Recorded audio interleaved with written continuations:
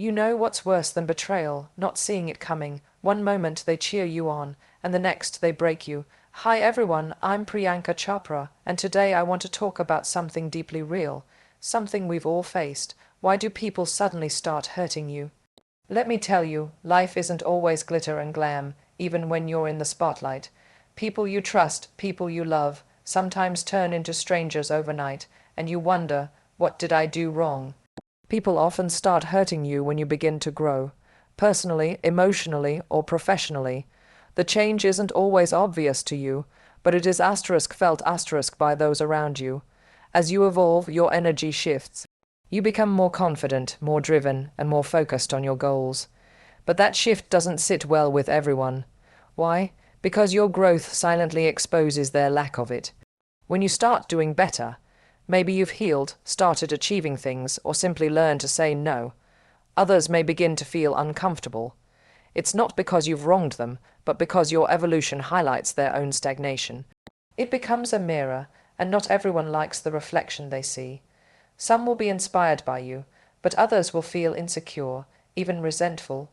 The people who once clapped for you might now question your choices, distance themselves, or worse, start hurting you with words, actions, or passive aggression. What's happening isn't about you being wrong, it's about them feeling left behind. You've started to rewrite your story while they're still stuck on the same page. That disconnect can breed tension, and instead of expressing their fears or insecurities, some choose to act out. They criticize your journey, undermine your success, or try to make you feel guilty for changing. But remember, growth isn't betrayal. Choosing yourself isn't selfish. At the core of this hurt is fear.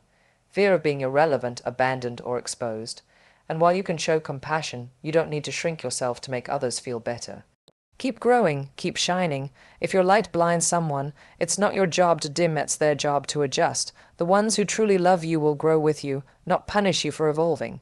One of the most unexpected reasons people start hurting you is rooted in expectations, especially the silent ones. Often, people create an image of who they think you are or who they want you to be. Maybe you've always been the listener, the helper, the one who never says no. Or maybe you were someone who always put others first. The moment you begin to shift away from that role, perhaps by setting boundaries, prioritizing your needs, or simply growing into a different version of yourself, it disrupts their comfort. You see, expectations are like unspoken contracts. They're rarely discussed, but they're deeply felt. People begin to feel betrayed not because you did something wrong, but because you stopped fulfilling the role they had assigned to you. Their disappointment isn't about you changing. It's about them losing the version of you they depended on. This is when the hurt begins. They may lash out emotionally, become passive, aggressive, or even pull away. It feels sudden, but it's actually a reaction to the discomfort your transformation causes them. They don't know how to love you without those old dynamics. It challenges their control, their assumptions, and sometimes their sense of self-worth. It's painful, especially when it comes from close friends or family. You might question yourself. Asterisk, did I change too much? Am I being selfish? Asterisk, but the truth is, growing out of someone's expectations doesn't mean you've done anything wrong. It means you're honoring your truth, even if others don't understand it yet. You can't live your life boxed into someone else's vision of you. And if your evolution offends those who only love the limited version of you, they were never really seeing you to begin with. Keep choosing your growth. Those meant to walk with you will adapt, not punish. Success often brings applause, but it can also awaken something darker in people. Jealousy, and the painful part, it usually comes from those closest to you. When you begin to rise, whether in your career, your confidence, or even just your inner peace, it can trigger others who haven't yet found that for themselves. They start to compare, consciously or unconsciously. And in that comparison, instead of finding motivation, they find resentment. What makes it confusing is that the change in behavior isn't always direct.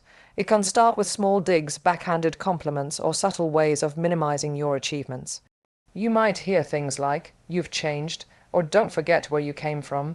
These comments sound innocent, but are often laced with bitterness. You feel the shift in energy. The support once there now feels like rivalry.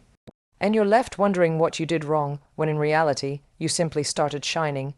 Jealousy isn't always about wanting what you have. Sometimes it's about the discomfort others feel when your success reminds them of their inaction, missed chances, or fear of failure. Your growth becomes a mirror, and they don't like what they see. So instead of facing that pain, they take it out on you. They might distance themselves, criticize you, or try to bring you down under the disguise of being honest. It hurts, especially when you expected them to celebrate you. But the truth is, not everyone clapping for you is happy for you. Some only supported you when you were beneath them or struggling, and now that you're doing well, it disrupts their need to feel superior. You don't owe anyone your light in pieces. Keep shining. Let your success filter out those who can't stand beside it. Real love doesn't compete, it claps louder. Sometimes the people who hurt you the most are the ones who are hurting inside themselves. They may not even realize it, but their actions, whether cruel, distant, or passive, have often stemmed from a place of emotional immaturity.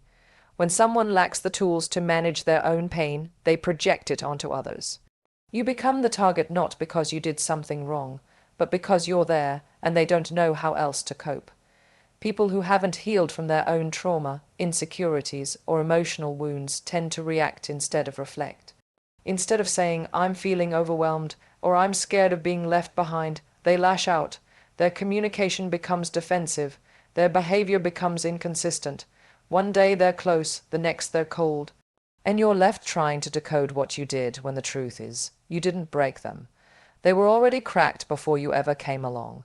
This is particularly heartbreaking when it comes from someone you love deeply. You try to fix it, you try to help, you absorb their pain, hoping your love will be enough to change them. But no matter how kind, loyal, or patient you are, you can't do the emotional work for someone else. If they refuse to take responsibility for their healing, they will continue to cause harm, even if unintentionally. You might think setting boundaries is cruel. It's not. It's necessary. Because while it's okay to have empathy for someone's struggle, it's not okay to become their emotional punching bag. At some point, you must stop justifying their behavior and start protecting your peace. Their pain is real, but so is yours, and the most loving thing you can do for them and for yourself is to stop absorbing their storm and start standing in your calm. When you start setting boundaries, it can feel like you've declared war in relationships that once felt peaceful. That's because for some people your lack of boundaries benefited them. You always said yes, you were always available, you gave them space in your mind, heart, and life, often at your own expense, and the moment you start saying no, or even just not anymore, it shakes the dynamic they had come to expect. People often hurt you not because you've wronged them, but because you've changed the terms of access to your energy. You're no longer on call to fix, to please, to absorb their chaos. That can feel like abandonment to someone who relied on your compliance. Suddenly, you're difficult, cold, or selfish, not because you are, but because you've stopped playing a role that kept them comfortable. What's really happening is that your boundaries are forcing others to confront their own behavior. They're being held accountable in a way they're not used to. And instead of adjusting or respecting your new standards, some people will react with guilt, tripping, silent treatment, or emotional outbursts. It's their way of testing whether you'll fold, whether you'll go back to the old version of you that didn't demand respect. The truth is, boundaries are not punishments. They're not walls to shut people out, but fences to protect your peace.